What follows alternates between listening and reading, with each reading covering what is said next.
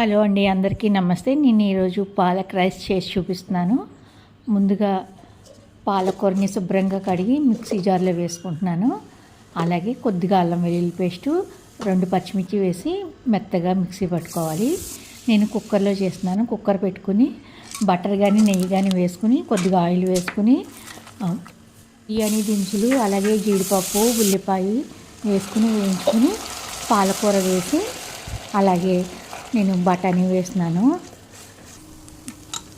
బఠానీ వేసుకుని ఆయిల్ పైకి తేలే వరకు వేయించుకోవాలి.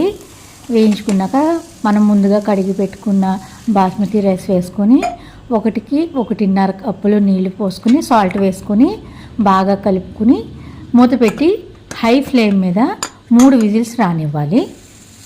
3 విజిల్స్ రాగానే స్టవ్ ఆఫ్ చేసి 10 మినిట్స్ తర్వాత ఓపెన్ చేస్తే పాలక్ రైస్ రెడీ అయిపోయింది.